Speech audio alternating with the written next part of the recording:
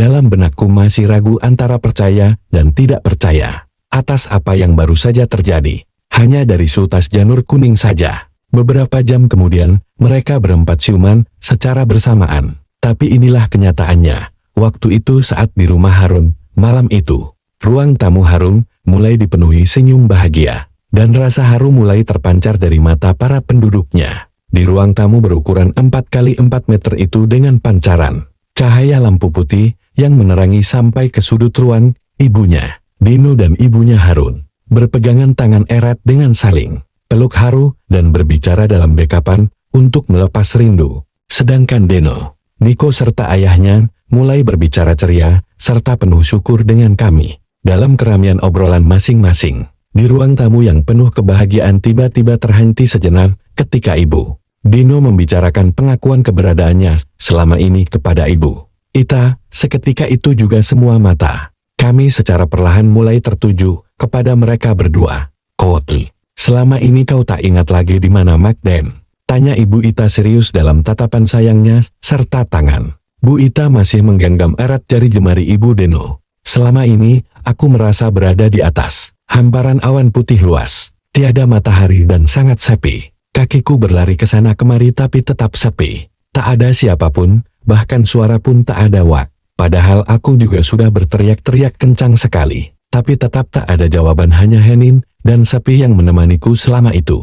Jelas panjang ibunya Dino yang antusias. Aku sendiri seperti di dasar danau wak. Tapi seperti tak ada sinar matahari atau sinar apapun yang bisa menembus gelapnya danau itu. Hanya gelap dan hamparan tanah lembek yang aku injak. Tapi anehnya aku merasa bisa bernafas. Sahut Niko yang sudah menatap tajam kedua wanita itu. Serentak pandangan kami pun semua beralih kepada Niko dan menghayati apa yang ia telah lakukan selama ini. Dalam kondisi tidak sadarnya Niko. Sama, nak. Niko merasa berjalan ke sana kemari di dasar tapi gak ada orang sama sekali. Mataku hanya menatap kelebatan-kelebatan hitam seperti ikan raksasa. Teriak-teriak pun tak ada jawaban jelas Niko. Serta tatapannya tetap menuju kedua ibu ini. Kalian tahu sudah berapa lama tubuhmu tertidur tak sadarkan diri? Tanya Bu Ita. Tapi ibu Dino dan Niko hanya bisa menggelengkan kepala saja. 3 bulan lebih Magden. Ucap singkat Bu Ita. Kau sudah 1 bulan lebih NIK, sahut Dino. Kepala ibu Dino hanya menunduk, menggeleng pelat, dan mulai memeluk tubuh Wak Ita lagi. Tangis, sesenggukan dan peluk erat yang terlihat pada keduanya. Sedang Niko langsung dipeluk Dino dengan sayangnya. Suasana haru keluarga ini terus berlanjut sampai malam hari. Sampai jam berapa aku sendiri tak tahu. Sekitar jam 1 malam aku pindah ke kamar Harun untuk tidur. Pagi-pagi buta, setelah melakukan salat wajib dan membereskan kamar serta rumah, kami semua kaum pria berkumpul di teras rumah Harun. Untuk para kaum wanitanya semua memasak di dapur bersama-sama. Sekitar jam 7 pagi hidangan tersaji di meja ruang tengah. Setelah mendapat perintah dari Ibu Ita kami langsung sarapan bersama. Sarapan pagi itu terasa sangat nikmat dan menyenangkan. Semua terlihat akrab dan sesekali dibumbui dengan guyonan kecil. Selesai sarapan aku mendapat telepon dari Ki Bagus. Koti, Mas Ju, kondisi keluarga temannya Harun bagaimana? Tanya Ki Bagus santai. Sudah sehat dan sadar sampai sekarang Ki. Jawabku dengan berjalan ke teras. Mas, habis ini coba kamu datangi markas yang membuat keluarga Dino sakit. Mereka ada di belakang rumah si Dino. Perintah tegas Ki Bagus. Di mana itu Ki? Tepatnya, jawabku dengan duduk di kursi teras. Di balik bukit setelah melewati kebun karet. Tepatnya di areal hutan balik bukit itu jelas Ki Bagus. Jauh itu Ki tempatnya, kalau dari sini. Jawabku dengan membayangkan jarak antara rumah Harun dan lokasi markas dukun teluh itu. Tol, sukmamu saja yang berangkat, itu kan cuma hitungan detik jelas Ki Bagus. Terang Ki Bagus dengan tawa kecilnya. Ajaklah komunikasi dengan baik-baik yang mengirim teluh itu, untuk menyudahi perbuatan jahatnya. Perintah Ki Bagus kepadaku. Oh iya Ki, bener juga. Siap Ki, habis ini, saya kerjakan. Jawabku penuh semangat yang sudah duduk di teras Harun. Sehabis mendapat perintah dari Ki Bagus, dengan segera kaki ini melangkah cepat menuju ke kamar mandi untuk bersuci. Kemudian aku bergegas memanggil Harun yang berada di ruang tamu untuk menemaniku di kamarnya. Sebelumnya ku ceritakan pada Harun bahwa aku mendapat tugas dari Ki Bagus untuk mendatangi tempat tukang teluhnya. Deno, Harun sendiri dengan penuh semangat mengikutiku melakukan ritual di kamarnya. Waktu di kamarnya kuhamparkan sajadah di atas lantai keramik putih. Dengan segera kaki ini mengambil posisi duduk bersila mirip semedi. Tanganku yang bersendekap di dada menghadap ke barat. Sedang Harunku minta untuk menjaga jasad kasarku tetap di dalam kamar. Memang benar apa yang menjadi perintah Ki Bagus. Secepat kilat tubuh halus ini sudah mencapai tempat yang ditunjukkan oleh Ki Bagus. Sebelum menuju ke rumah utama di tengah hutan, ada 5 pos kecil untuk mirip seperti gerbang gaib. Sekian lama kuamati dari atas. Hanya dengan melewati per pos itulah jalan satu-satunya untuk menuju ke rumah utama. Setelah melihat gerbang pertama dari atas awan, aku langsung turun. Gerbang pertama. Gerbang ini berwarna hitam seperti gapura, menjulang tinggi dan tertutup pintu seperti batu.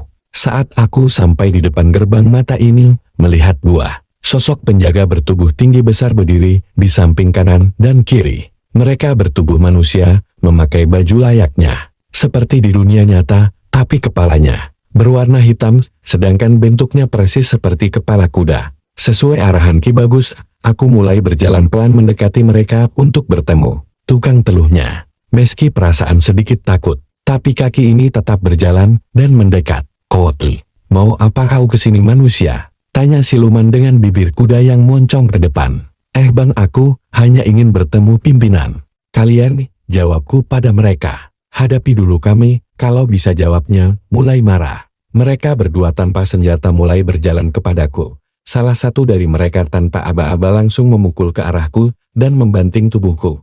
Padahal niatku cuma ingin ketemu dan berbicara baik-baik sama pimpinannya malah dihajar. Dengan cepat dan sedikit emosi aku langsung berdiri membalas pukulan mereka. Tubuh halus ini melawan satu persatu siluman ini, keadaan langsung berbalik. Ganti aku yang menghajar mereka tanpa ampun sampai tersungkur di tanah, saat mereka sudah tak berdaya lagi. 2 siluman ini langsung kubakar mati, daripada repot sendiri di kemudian hari. Selesai di gerbang pertama, aku sudah menang. Pintu gerbang seperti batu itu terbuka menyamping dengan sendirinya. Selanjutnya kakiku berjalan merangsek masuk di gerbang kedua. Sampai di gerbang kedua ternyata di situ ada penjaganya lagi. Kali ini sosoknya ada 2 sosok bertubuh manusia berkepala babi. Mereka duduk di depan gerbang sedang tangannya masing-masing membawa sebilah pedang. Dengan sikapnya dan gerak-geriknya, sepertinya mereka sudah tahu akan kedatanganku. Mereka berdua langsung berdiri maju ke arahku, tanpa ada pembicaraan. Aku yang sudah berdiri di hadapan mereka, langsung dikeroyok tanpa ampun. Setelah bertarung sekian lama dengan susah payah menghindari sabetan pedang dari mereka, ternyata aku kalah. Untungnya tubuh halus ini cuma dihajar saja tanpa ampun, tanpa ada tebasan yang mengenaiku.